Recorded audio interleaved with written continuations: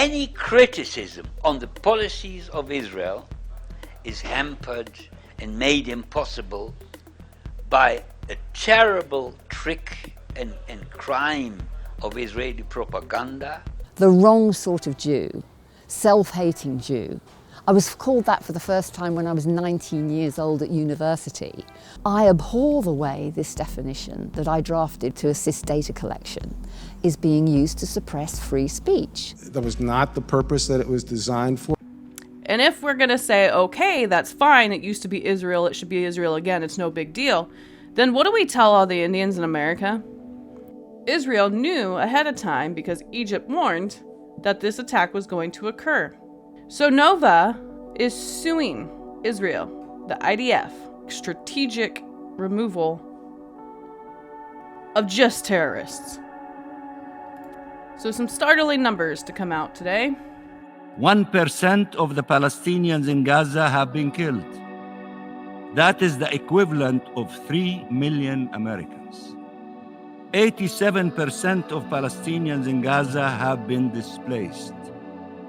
That is the equivalent of 284 million Americans.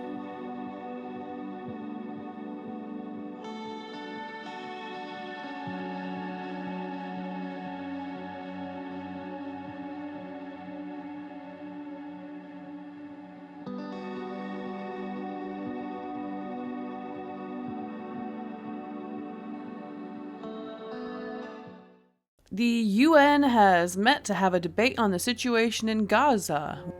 What is the appropriate response? If the Jews that are there today were not there before 1917, they were given land, and then they slowly spread out. Certainly it's safe to say that perhaps thousands of years ago,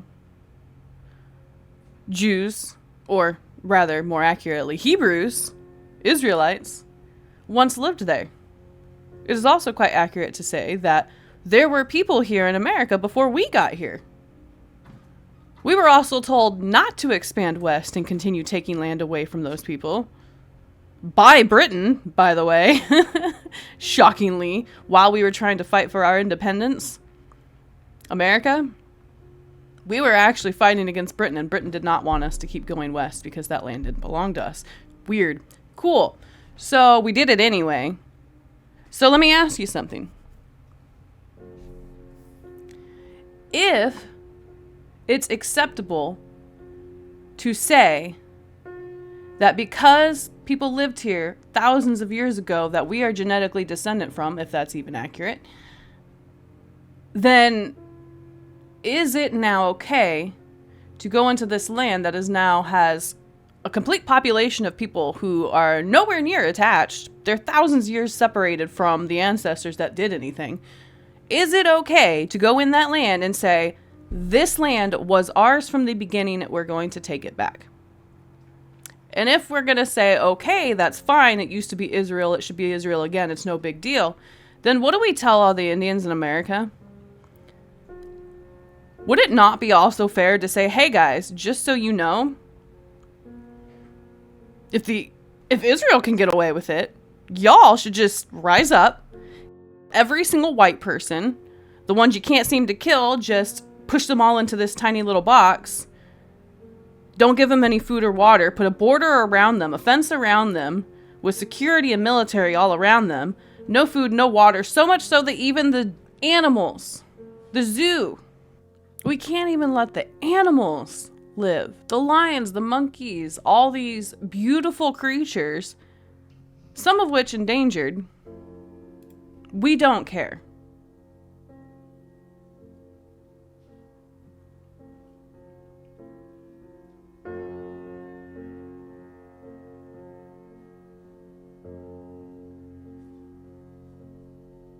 We announced 2 appeals, at least for the international community and the Red Cross and the UN, but unfortunately, the Israeli forces did not allow us to reach the place. And in one case, when 2 brave men of our staff tried to reach the zoo, they have been targeted directly, and one of them was injured.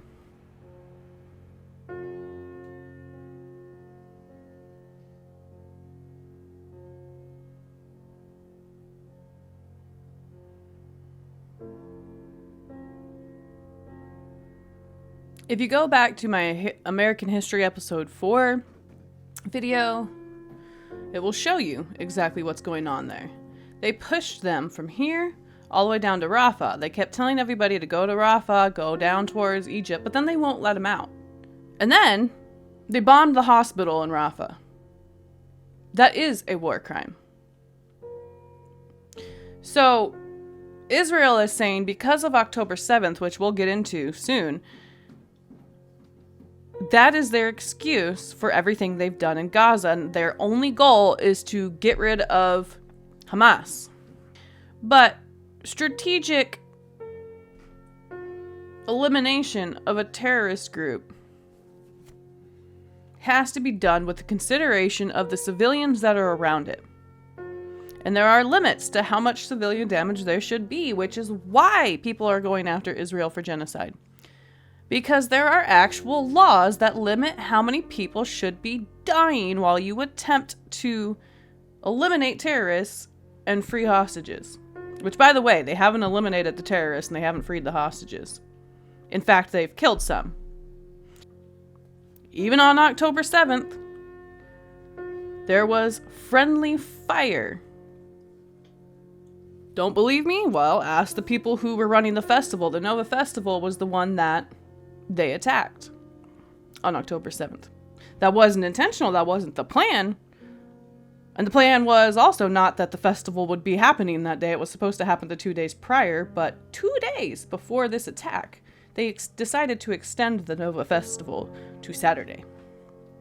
One more day, October 7th. Of which Israel knew ahead of time because Egypt warned that this attack was going to occur. So Nova is suing Israel, the IDF. Jews in Israel are protesting the fact that Netanyahu has not been able to follow through with his promises. His strategies have not been successful, and they have left tens of thousands dead, millions without homes. Let me ask you if this looks like strategic removal of just terrorists. Or perhaps could that be the leveling of entire cities because you actually have plans that you don't want to tell anyone about? You gonna tell me that Hamas is in every single one of those buildings? Over 2 million Palestinians have nothing to go home to. Nothing. Oh, well, we want to be able to release them so that they can go home and start rebuilding. Rebuilding what? So you're doing this warring in the name of the Jews, forgetting. And you even see the people crying out today. They're crying out that their children have not returned home, their wives and husbands. The hostages have not come back, and yet the warring continues. So much so that the numbers are atrocious. Children and women are probably the largest death toll. What on earth got through our minds to think that that was an acceptable response to anything that could have happened on October 7th? So some startling numbers to come out today. 1% of the Palestinians in Gaza have been killed. Let me repeat, 1% of the total population of Palestinians in Gaza have been killed. Take a moment and imagine what that represents compared to your own population. That is the equivalent of 3 million Americans. 3% of Palestinians in Gaza have been wounded. Take a moment and imagine what that represents compared to your own population. This is the equivalent of 10 million Americans. 87% of Palestinians in Gaza have been displaced. Take a moment and imagine what that represents compared to your own population. That is the equivalent of 284 million Americans. Now the UN speaks of famine, of the spread of infectious diseases, of death in new forms and shapes at the doorsteps of thousands more Palestinians. This is not an unforeseen consequence of a war. This is one of the methods of the Israeli war. This is a man-made, an occupation-made humanitarian catastrophe. Now we condemn in the strongest terms all forms of violence and attacks wherever it takes place against innocent civilians, regardless of their nationalities. The protection of civilians must be a priority at all times. Thank you, Mr. President. Ireland recalls its opposition to each and every use of the veto and its consistent call for it to be abolished. At the outset, I would also like to acknowledge the continuing heroic efforts of UN staff, especially those working on the front line in Gaza, who are carrying out their role in exceptionally challenging circumstances. I'd like to express our heartfelt condolences to the families of those who have been killed. The situation that is unfolding on the ground in Gaza is increasingly catastrophic. The level of civilian deaths is simply unacceptable. The recent assessment of the Integrated Food Security Phase Classification, the IPC, was deeply shocking.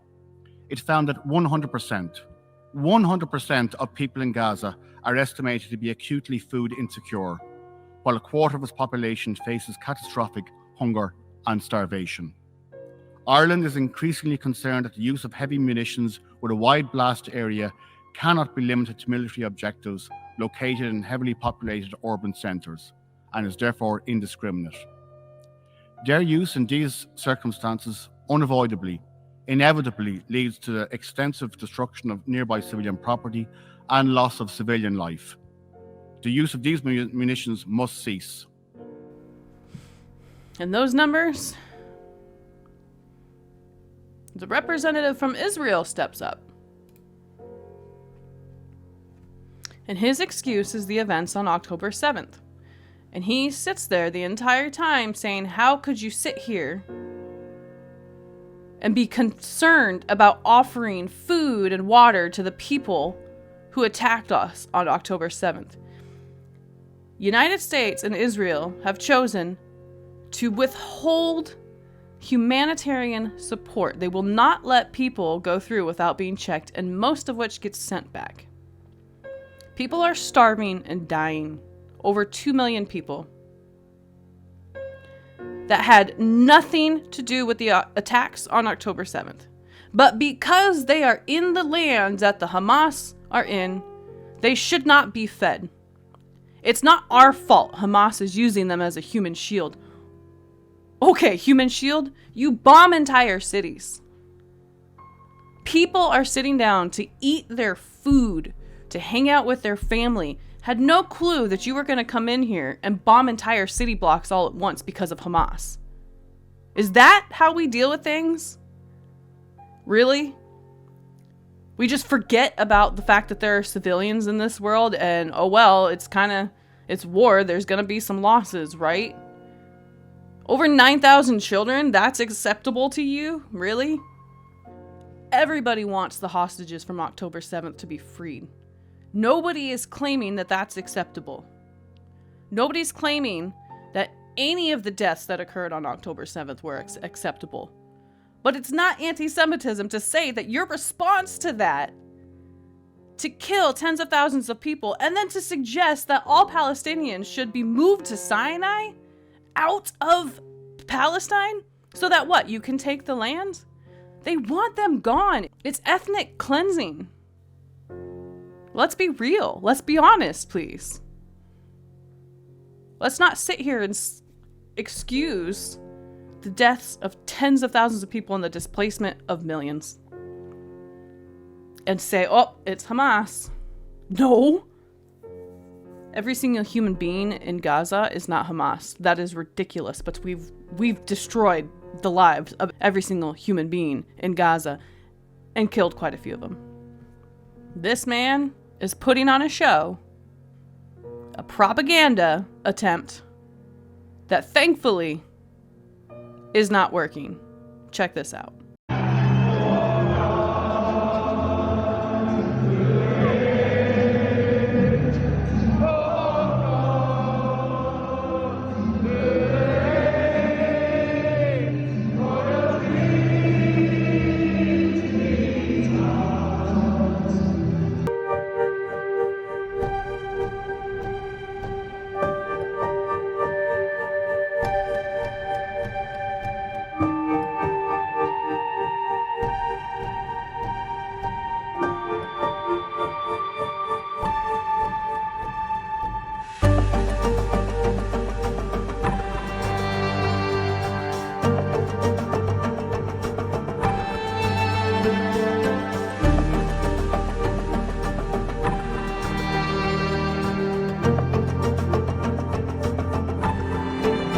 A mark of respect to the affected by the crisis in Israel and Gaza. And there will now be a moment of silence, which will start and end on the referee's whistle.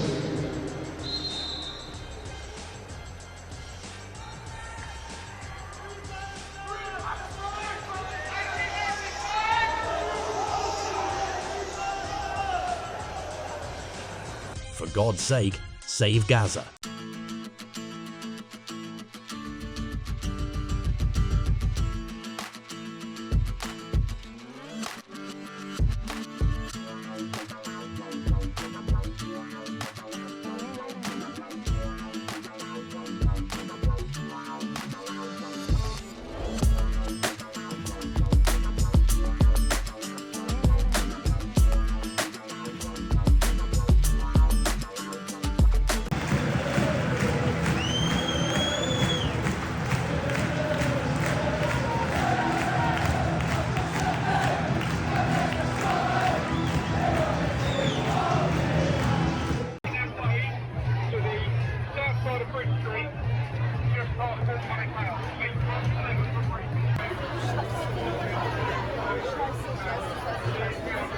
I was raised in a Jewish world, in a Jewish family, and it took me a long time to understand and to get to the point where I realized that I've been lied to all my life. I've been deceived and lied to, and I know the truth now. And I know that for 100 years, Palestinians have been living under genocidal apartheid, atrocious conditions.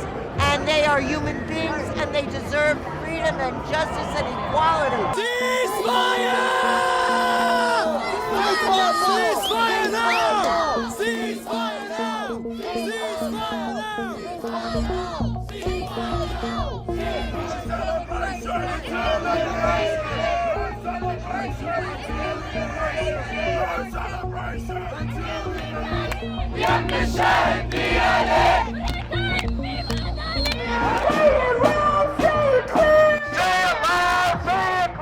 We don't want no killers here! We don't want no killers!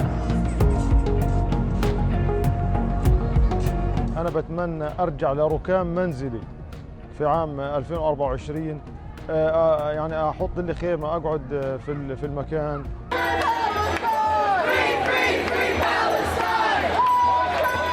We must hold every stakeholder, every profiteer of war, of genocide accountable, and we will do so. Israel, you can't hide.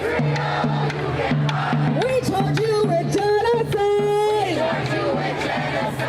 Israel, what do you say? How many kids did you kill today? Shame on you! Shame on you! Shame on you! Shame on you!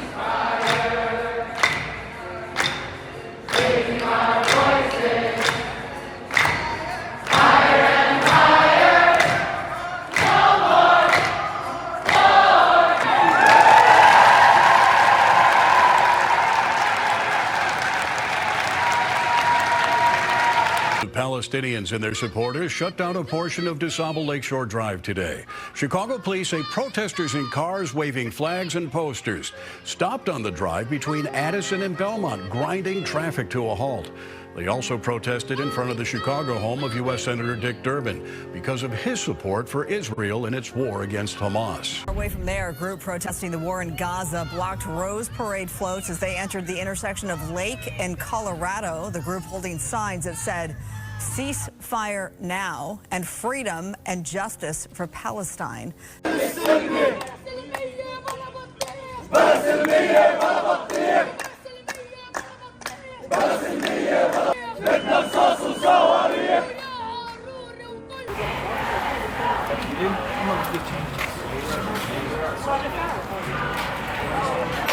our millions! In our thousands! In our millions! We are all Palestinians! We are all Palestinians! Free, free Palestine! Free, free, free Palestine! And now we're turning to the Israel-Hamas war that's affecting people here in South Florida. Hundreds of pro-Palestine supporters, they gathered at Loomis Park on Miami Beach calling for a ceasefire. Demonstrators held a moment of silence, too, honoring the lives of thousands of children killed in this war. They then marched from 14th Street to Marjorie Stoneman Douglas Park, where they read off the names of some of these children who've lost their lives. These are the echoes of the New Year in Turkey, where hundreds of thousands have gathered in the center of Istanbul to demonstrate support for the 12 Turkish soldiers killed while on deployment against the PKK in Iraq, and more than 20,000 Palestinians killed in Israel's ongoing war on Gaza. Üsküdar'da sabah namazını kıldık. Ondan sonra buraya geldik, biz de protestoya geldik. Bugün İsrail'in Gazze soykırımının 80 küsürüncü gününde hala soykırımın devam etmesi sebebiyle buradayız. Sesimizi duyurmak istiyoruz yetkililere, ülkelere, başkanlara. Yeni yıldan beklentimiz özgür bir Gazze, özgür bir Filistin inşallah.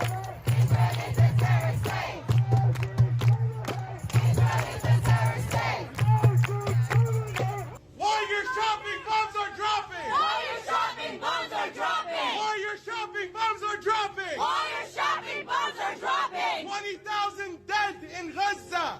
7,000 children dead! Orphans! 1.7 million people displaced from their homes! Citizens all over the world are ignoring the propaganda channel coming from every single government, and they are out there protesting because we know, thanks to the internet, we actually have video coming from Gaza that tells us what's going on. So I don't care what the government officials have to say and the fact that they won't. I am shocked that Fox News will not show any footage of Gaza. They have this pro-Israel stance, and that should tell you something. They are so against it, and they are pushing this anti-Semitism thing as well. They're calling Jews anti-Semites because they're calling out their government for the things that they did. When Nova, the people who were attacked, the festival that was attacked, they themselves are suing the IDF. But Fox can't check that out either. They can't, like, what kind of journalist doesn't go check, oh, I wonder why the IDF is being sued over October 7th by their own people. Oh, well, those people must be terrorists. The people that got attacked on October 7th, they must be anti-Semites. Does that make sense to you? I'm shocked. Ask yourself why Fox will not show you footage of what's actually happening in Gaza. They won't show you the drone footage that shows you how far out the damage is. They won't show you the pictures of people and children, the body bags everywhere. They're not going to show you those things. And that should tell you something. And no, I'm not pro CNN or MSNBC or anything else either. But at least they're showing it. I'm against all media news outlets because all of them, through the past couple years, have lied about one thing or another. Both sides. They may lie about different things, but they certainly lied nonetheless. Every media outlet does it. But, hey Palestine, the world is with you. The governments may not be, and although actually, that UN meeting, most of the governments are with you. They see you. They're not going to get away with their propaganda war. We see what Israel is doing. And Jews who truly know the Torah stand against the massacre of these people. Now, I'm going to leave you with some opinions and some quotes from some well-known Jews. Okay. Where did Zionism come from? Where did it start? Who was for it? Who was against it? Because to say that all Jews were for it is very much a stereotype and highly inaccurate. That's to say that every American agrees with Donald Trump or every American agrees with Joe Biden. That's ridiculous. So go research who was for it, who was against it, and what were the reasons for and against Zionism. But I'll leave you with these. Have fun watching these. Like, subscribe. Peace out. As an elderly, white, Jewish woman, I have a responsibility to use that power and privilege to make a strong statement, to put my body out there, to say the suppression of Palestinians in Israel and Palestine and on university campuses here in the United States has to stop immediately. It's in our hands. We have to make it stop. And this genocide that is going on, we have to acknowledge it is absolutely genocide.